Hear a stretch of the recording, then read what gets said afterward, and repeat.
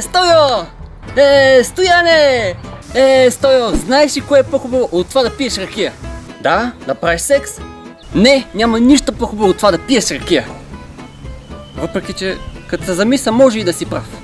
Стояне, да те питам, имаш ли малко пари на заем? Стойо! Всъщност не. Защо не имаш 500 000 евро? Там е работата, че загубих парите и сега няма къде да ти дам. Загубил си 500 000 евро! Какво? Да, нали има ракия? Да те питам, имаш ли 10 евро? Разбира се. Ето, с тях ще си купа още ракия. Стояне, аз трябва такова... трябва да тръгвам. Айде, чао.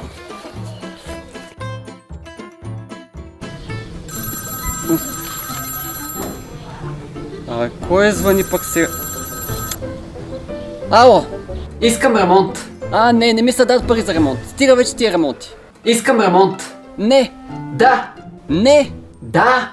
Не. Да. Добре. Чакай малко. Аз как ще направя ремонт без пари?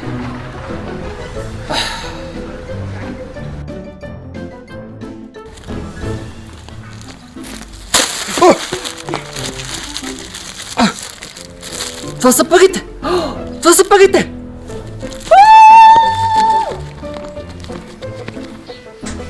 Айде, сделка, идвам да правя ремонт!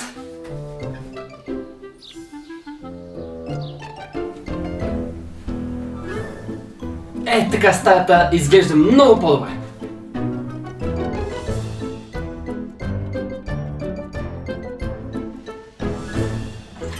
Стояне, направи ремонта. Оле мале!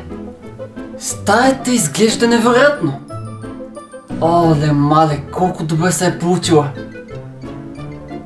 Ама съм добър майстор! Стояне, справил си се страхотно!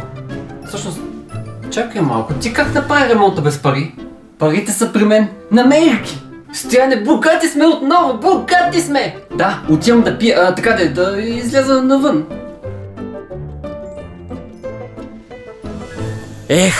Да имах парите за един Мерцедес. Каква кола си купих?